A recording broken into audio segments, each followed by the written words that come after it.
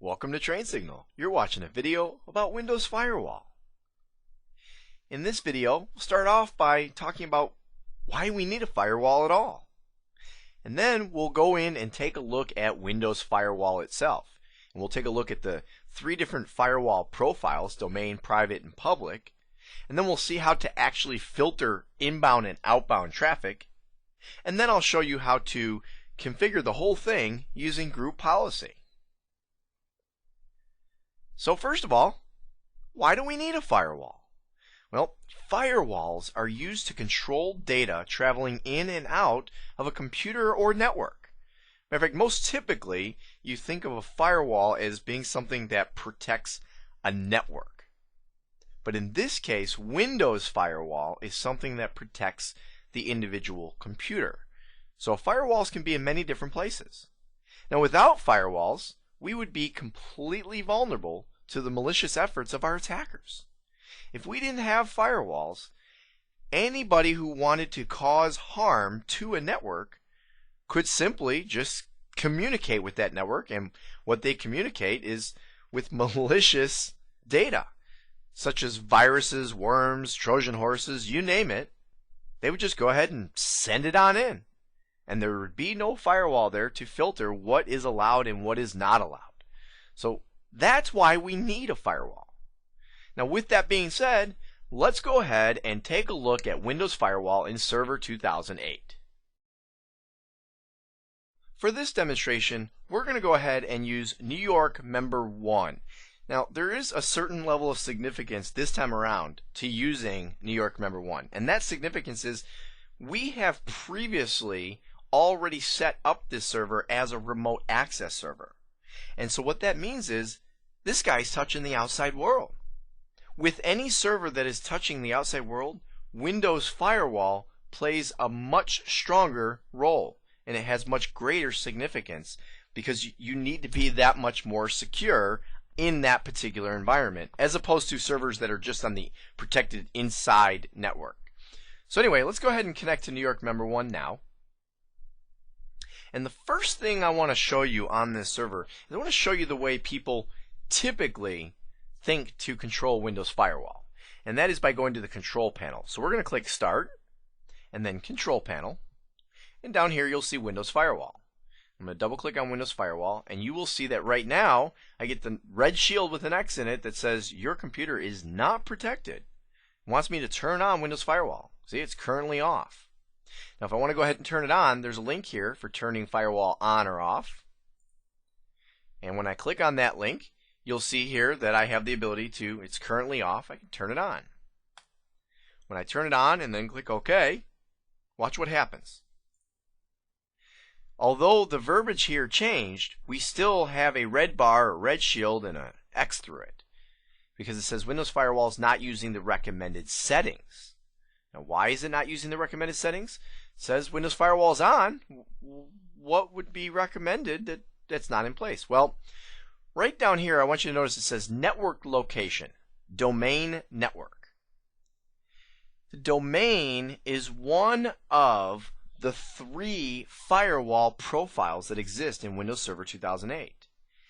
And when you turn Windows Firewall on or off through the Control Panel, you only affect that one profile. I'm going to show you another utility here where you can see all the profiles at the same time. So let's go ahead and close this and close Control Panel. And then I'm going to go down to Start, click on Administrative Tools, and here we have Windows Firewall with Advanced Security. Now, this tool shows me all three profiles, and here you'll see the domain profile is the active profile. That's because that's the network that we're on.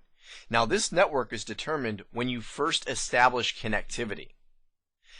You may have seen this, and where it's most common is actually when you are working, well, I'd say with wireless networks, because you're constantly connecting to new networks. Every time you connect to a network, you are prompted to tell it what type of network is this. Is this a private network, a domain network, or possibly a public network? And when you choose, that's what determines which of these three profiles is active. Now, Why did it say that we're not using the recommended settings? Well, The domain profile, Windows Firewall is turned on. On the private profile, Windows Firewall is turned on. But on the public profile, Windows Firewall is off. And the funny thing is, if anything, that is exactly opposite of what I would recommend if you only were going to turn one profile on. I mean, if I had to pick one profile that we're going to enable Windows Firewall, it would be the public profile. Okay, because basically, just to sum up what these different profiles are, the domain profile is just what it sounds like when you're connected to an Active Directory domain. Your private profile applies anytime you're on a private internal secure network. And I will tell you, this would be basically if you were in a private network that is not a domain, but yet you were still on an internal network. Maybe like your home network, something that you still feel is an internal secure network. And then the public profile is just what it sounds like. You're out in the public. You're out where you have no control over the network. So you could see why this would be the one to have on. Now, if we want to change these settings, go ahead and right-click on Windows Firewall and Advanced Security and select Properties. And here you'll see we have a tab for the domain, private, and public profiles. You'll see the domain profile is on, the private profile is on, and the public profile is off. So I can click this and select on, click OK, and you will see that all three are now on. Now, just for kicks, just to show you what has happened, let's go back to Control Panel.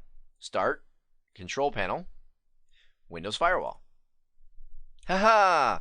Now we get the green bar and the green shield and the checkbox. Windows Firewall is helping to protect your computer and Microsoft is happy. Alright, so that's just to show you what Microsoft wants, and it also shows you how you have control here. And I will tell you that if I were to turn the Windows Firewall off, not only do you go back to this, but if we go back to, there we go, if we go back to our Windows Firewall with Advanced Security tool, and I'm going to hit F5 on the keyboard to refresh the screen, you will see here that the domain profile, the Windows Firewall, is turned off, whereas private and public are still on. Alright, well, we don't want that, so let me go back to Control Panel and turn this back on again. Click OK, get a nice pretty green bar, and we're good to go. Now, we obviously also could have done this. Let me close out of here, and actually let's get the Control Panel closed. We could have done that back here as well. Could have easily just right-clicked, went to Properties, and done it here. You'll notice it's already on, though, because we did it in the Control Panel. All I have to do is hit F5 again, and we see that it's on all three profiles. So now that we have Windows Firewall on, we need to talk a little bit about filtering. Filtering is one of the main keys to, the actual purpose to a firewall. It's how we control what comes in and what goes out. And you'll see here that we have inbound rules and we have outbound rules as far as filtering goes. And let me tell you what, by default, with the exception of significant networking components that are required just to make this computer function within the domain, the default for inbound is that pretty much everything's blocked. You don't want stuff coming in to this computer unless you know exactly what it is. And a lot of what is on has to do with if there is a reply. I mean, here you'll see there's core networking, but there's also if it's a reply. If you've made a request and now a reply is coming back to that request, that is on by default.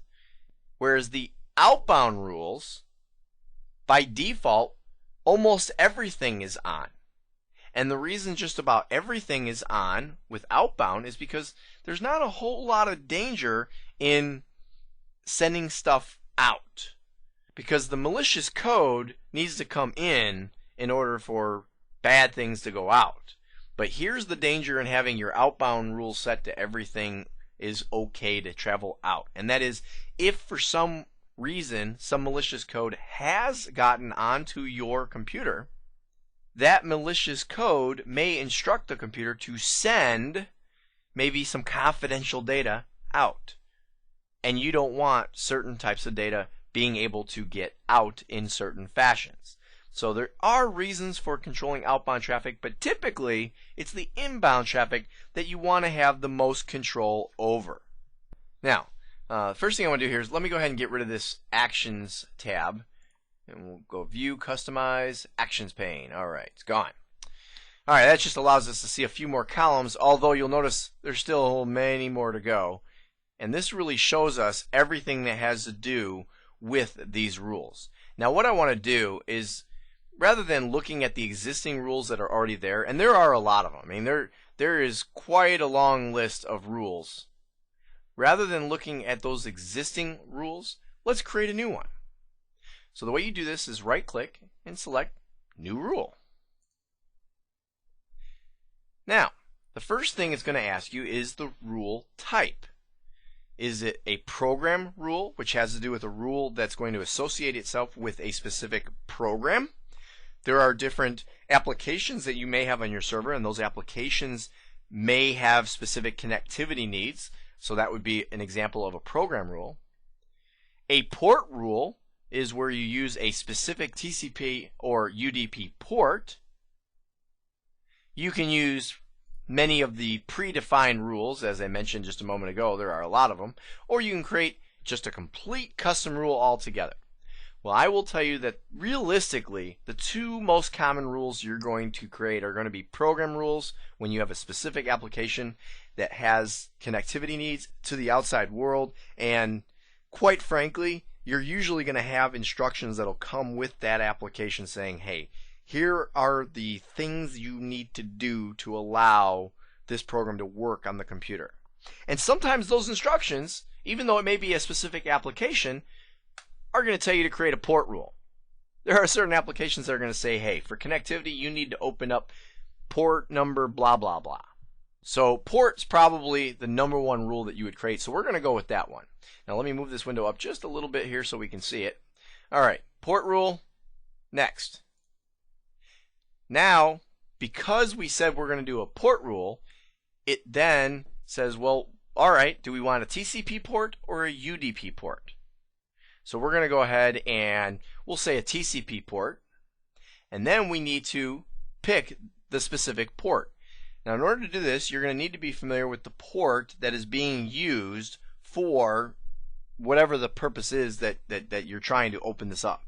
As a for instance, if we wanted to allow, maybe this was a DNS server and we want to allow DNS queries, well then we may want TCP port 53, because 53 happens to be for DNS. Or if we wanted, maybe this was a web server and we wanted to allow HTTP lookup, well that would be port 80. Matter of fact, down here you'll notice the examples they give are 80, 443, which is HTTP with SSL, or 8080, which would be if we were using like an ISA server. So anyway, we can pick whatever port we want and then go ahead and click Next. Now, are we going to allow this connection? Are we going to block this connection? Because sometimes the rule is not to specifically allow it, but to specifically deny this type of connectivity. Or we can even allow, but with conditions. And if we allow connection if it's secure, well, then we can, first of all, require that the connection is encrypted, and or we could check this box. This is a very interesting box, override block rules. This would override another rule that may be blocking this particular port. And this, you'll notice, is if a specific tool must always be available. Maybe there's a blanket rule that you have that says block everything, within a certain range. And if you want to override that rule, you have that checkbox. But even more specifically than these two checkboxes here, once you say allow if it's secure, the next screen will then also ask you to base it off of connectivity from certain computers and or from, and I shouldn't even say and or, because you have to allow a connection, you have to pick at least one computer. But you could also do from certain users. And all you would do is, quite frankly, just check the box, click Add, and then add the specific computer. So let's say if I put NY Vista 1. So that's one of our clients out there. Maybe I want to allow DNS lookup from that client. Click check names. All right, it found it correctly. Click OK. And we'll say from all users. We'll leave that alone. So I'll go ahead and click next. For which profiles will this rule apply? You can choose to only have this rule apply if you are in a certain environment. Or you can do it for all environments. You choose. In this case, I'll leave it alone for, I'll just say for all profiles. Because that's the default, and really that is typical unless you have a specific scenario that you are allowing things in a certain direction. And I will tell you, maybe these DNS lookups, matter of fact, you know what? Let's clear the boxes. We're going to say the DNS lookups are only okay if we're in our domain environment. If for some reason this server were to travel outside that domain environment, I don't want to allow that anymore. Alright, let's go ahead and click on next. And now we just give it a name. DNS lookup.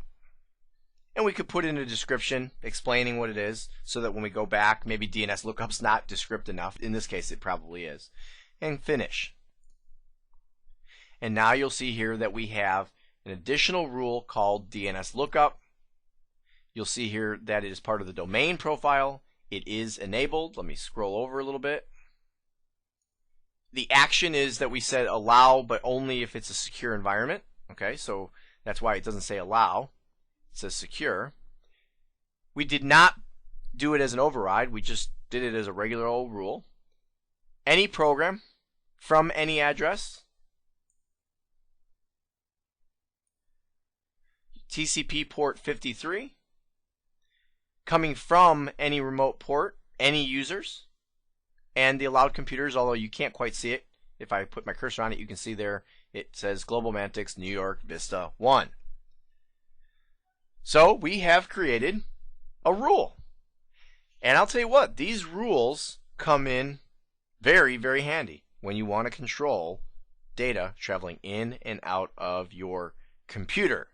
Now I will tell you that there is one other significant piece to these rules, and that is that you want to be careful about the scope of the rule when picking what profile. Or certain rules actually will point blank say what's the scope, and that's where you say what computers, what users, things like that. This time it wasn't actually called scope. That wasn't the verbiage that was used, but that really was what it was. And that is very, very significant if you really want to have good control over who gets in, what gets in, when, why, and how.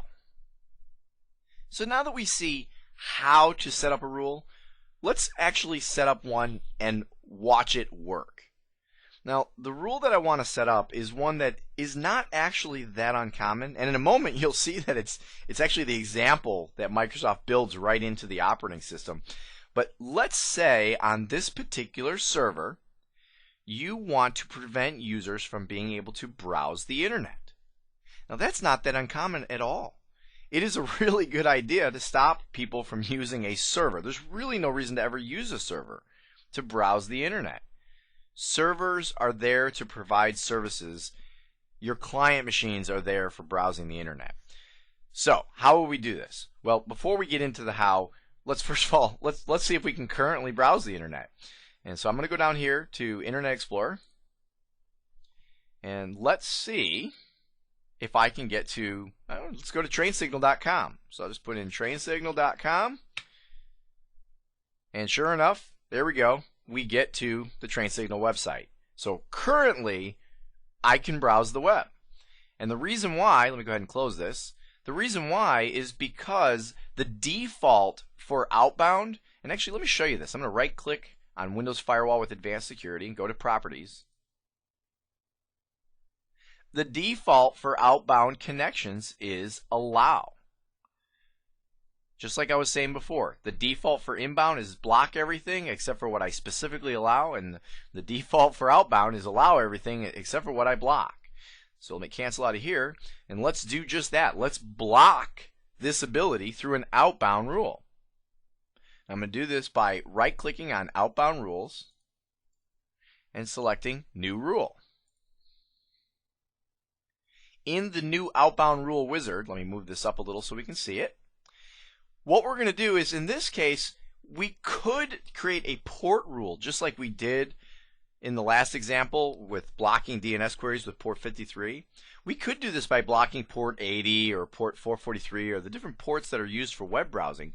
But the problem there is that there may be other services and programs running on this server that might need those ports in order to do their duties. All we want to do is prevent web browsing. So I'm going to go ahead and create a program rule. And here's the thing. This particular server only has Internet Explorer installed as a web browser. If you have a server that has additional web browsers installed, well then you would have to create additional program rules to block those web browsers as well. But in this case, it's only Internet Explorer, and we can always put other protection in place that prevents the installation of other software and thereby protecting against other web browsers being installed just to be able to get out to the internet. So I'm going to select Program Rule, click Next, and this is where I was talking about Microsoft's example happens to be blocking Internet Explorer. So I'm going to click on Browse, and I have to go in and find the executable for Internet Explorer. So I'm going to go into my computer here, go to the C drive, go to Program Files, Internet Explorer, and then here is ieexplorer.exe. That is the executable for Internet Explorer, and as you can see, I could have just typed that in, the same as the example they had here. I find browsing and clicking a lot easier than typing this whole thing out personally, but either way it would have been just fine. Now that I have the program path entered, I'm going to click Next. I'm going to block the connection, so I'm blocking outbound connections from Internet Explorer. Next. And now I get to choose which profile this rule will apply to. Now, the reality is I could just do the domain profile because, well, that's the one that we're on right now. That's the active one. We know that to be true. But if we truly want to make sure that this server never is able to get out via Internet Explorer, then we check the boxes for all profiles in case an additional network connection is ever made on this server. Let's go ahead and click on Next. Give it a name. Block web browsing. And finish. And we now have a rule for the blocking of web browsing. So now let's go see if it worked. I'm going to go ahead and click on Internet Explorer. Attempt to go to Train Signal's website once again. And we are denied. Internet Explorer cannot display the web page. And it really doesn't matter what web page I'm looking for. I could put in Microsoft. I don't get there. I can put in Google. I don't get there.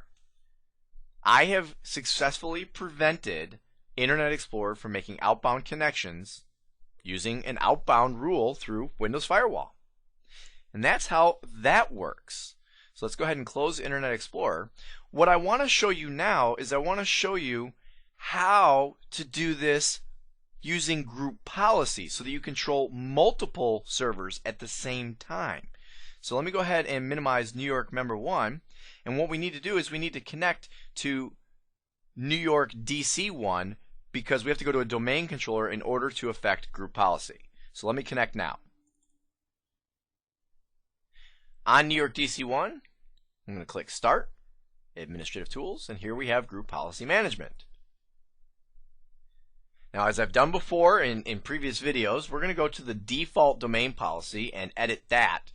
But the reality is that you would want to pick a group policy that, here comes that same term I just used a minute ago, which is scope. You want to use a group policy that covers the scope of who you want to affect, or what computers, I should say, you want to affect. So under Computer Configuration, I'm going to expand Policies, and then I'm going to expand Windows Settings. I'm going to expand Security Settings.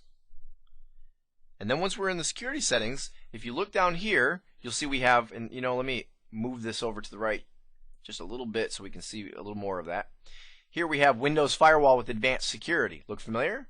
Let me go ahead and expand that.